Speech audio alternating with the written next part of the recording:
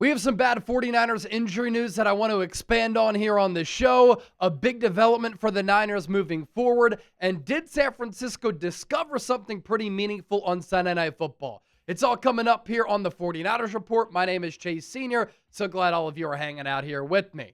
Earlier today, I put up the most insightful Niners-Texans preview that you'll find here on YouTube, really doing a deep dive into both the Niners and the Texans. Big game coming up on Sunday. Be sure to check that video out, and don't forget to hit that subscribe button. We preview every single Niners game, but we also give you very insightful, informative, entertaining, thought-provoking Niners coverage, bringing you shows every single day year-round. And let's begin here. Bad news for the Niners, which was revealed last night. I talked about this a little bit in the preview, but this deserves to be talked about for a few minutes here because of the implications that it has for this ball club. Bryce Huff injured his hamstring against the Atlanta Falcons. And I'm not sure how this is possible, but somehow for the 49ers, which obviously they've dealt with so many injuries over the years, they always have these players seemingly who play in games. They play well in games. Sometimes they dominate in games. They finish games and they seem fine. Then the next day, Kyle Shanahan takes to the podium and says, yeah, that player who starred and played really well, he's now out for a couple of weeks. Bryce Huff dominated the Atlanta Falcons. He was a part of a Niners defense that generated 22 pressures on Michael Penix. Helped to change the game. And Bryce Huff has been a game-changing player for the 49ers all year. Now he has a hamstring injury, and he's out for a couple of weeks. And for a quick-twitch player, you always hate to hear about some of these soft tissue injuries because they can linger. And with the hamstring, you never know how long it's going to bother him. And right now, the 49ers only have these healthy defensive ends on their roster. This is both on the 53 and on the practice squad. Mykel Williams, Sam Okuanu, Travis Gibson, Robert Beal, William Bradley King. Ladies and gentlemen, the 49ers are in a spot right now. They're without Nick Bosa. They're without Fred Warner. Now they're without Bryce Huff. At some point, I know Robert Saleh has done a great job, but at what point does it become too much to bear? I think the 49ers need to make a move. They might need to rush to make a move this week, and if they are forced to rush it, shoot. I mean, if they have to give up more to get a player sooner because they need bodies, and I'm not talking about some fringe body. They need a quality body there. Then John Lynch, you got to do it. Because it's one thing to survive without Nick Bosa and Fred Warner, right? But now you're also down Bryce Huff, who this year, as I predicted, is having a breakout year with San Francisco. Reunites with Robert Saleh, and he's been awesome for this team. Overall PFF grade of 82.3, pass rush grade 81.4, run defense grade 65.7. He has 19 pressures on 135 pass rush snaps, 15 hurries, 4 sacks, and 9 stops. And it was so great to see the collective effort that we saw from this Niners defense against Atlanta on Sunday night, where the Niners had those 22 pressures and 2 sacks. And now, once again, just like we were talking about after the injuries to Bosa and Warner, other people are going to have to play out of their minds. They're going to have to step up. Sam Okuanu, 5 pressures, 1 sack against Atlanta. Bryce Huff, 5 pressures, 1 sack. The rookie Alfred Collins, he had 3. D. Winters, Jordan Elliott, Kevin Givens, 2. Tatum Bethune, Chase Lucas, Mykel Williams, all with 1 pressure. And this game coming up on Sunday, Niners are going to be going up against the Houston Texans. They are now road favorites after that Texans' ugly loss on Monday night against the Seattle Seahawks. And without Bryce Huff, it stinks too because this Texans offensive line stinks. He would have had another opportunity to eat for this Niners defense, and hopefully the rest of the defensive line can eat, but obviously down another really important body. Let's talk some Niners offensive line here. Matt Hennessy replacing Jake Brendel on Sunday night. I'll give credit where credit is due.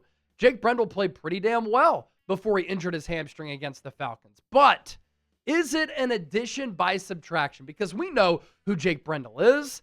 He was a journeyman, and he's an average center who isn't really strong at the anchor, can get pushed around and bullied by stronger interior defensive linemen. While he did play better against Atlanta, Matt Hennessy replaces him, And it gave the Niners some juice at the center position, some athleticism. And Matt Hennessy is not some scrub. Played his college football at Temple University. I'm wearing a Temple hoodie right now, by the way, which is funny. And he was a third-round pick by the Atlanta Falcons. Now, it didn't necessarily work out for him with Atlanta because of injuries, but when he was on the field, he played pretty well. And he had a couple of really impressive reps against an Atlanta defense, which, by the way, has a much improved offensive line and one of the better statistical defenses in the NFL. And Matt Hennessy passed the test, man.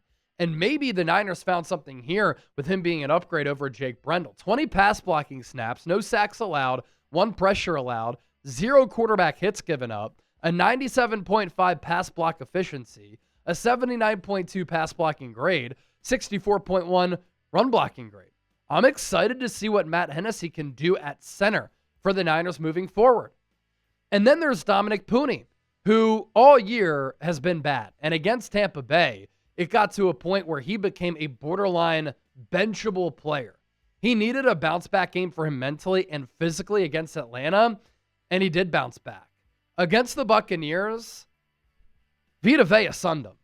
And Dominic Pooney gave up 6 pressures and 6 hurries. He was so much better against Atlanta. And what the Niners did do, they managed his knee injury that he had suffered during the preseason a little bit more during the week as far as his practice schedule. If that's what it takes for Pooney to be ready for game day, got to continue to do it because the Niners badly need him to play better. He was awesome as a rookie. The decline has been surprising in year 2. Could have something to do with the injury, but if that is the case and it is injury related, let the man sit because I was impressed with what he did against that good Atlanta front. Still to come here on the show. Did the Niners discover something on Sunday Night Football? We'll get into that coming up just around the corner, but let's get to our sponsor. Our friends at PrizePicks. They are legends over there, and you can become a legend too if you download the PrizePicks app and you join the millions of users and sign up today. This is America's #1 fantasy sports app. Very easy to play. All withdrawals are fast, safe, and secure. You can get your picks in less than 60 seconds, and you can turn your takes into cash. I know you all know ball, but I want you to show me. And with PrizePicks, all you got to do is pick more or less on 2 to 6 player stat projections, and you can win that big-time cash. So download the PrizePicks app now. They also have a couple of new features, right? And these are cool. It's the only app that offers stacks, meaning you can pick the same player up to 3 times in the same lineup. You want to pick more on Josh Allen's pass yards, rush yards, and touchdowns, or Mac Jones for that instance. Now you can pick all of them in the same lineup only on PrizePicks. Follow other PrizePicks players directly on the app. Copy their lineups in one click, whether it's a friend, a celebrity partner, or just somebody whose picks you like. Hit the follow button and check out every lineup they create in the new feed tab on PrizePicks. We have a 4-pick power play for some basketball action.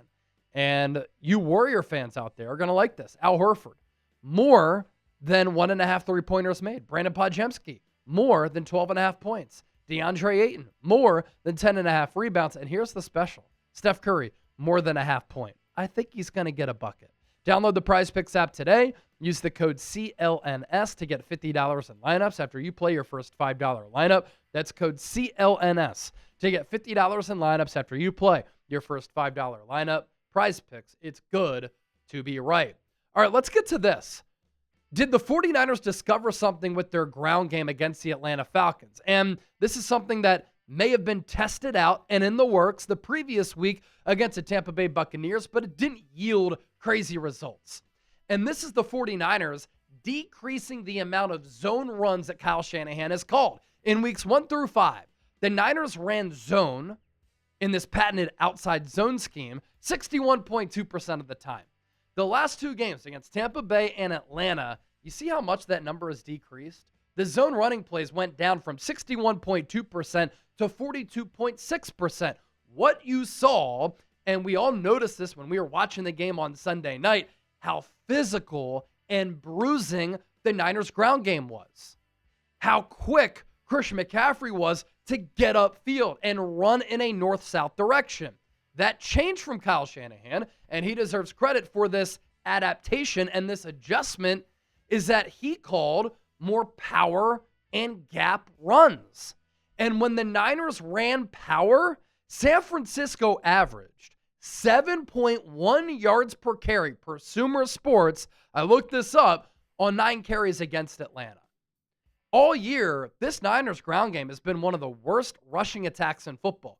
32nd in yards per carry, 30th in rushing yards per game going into Sunday night. That is so shocking for a Kyle Shanahan offense when he can hang his hat on the run game and the run scheme.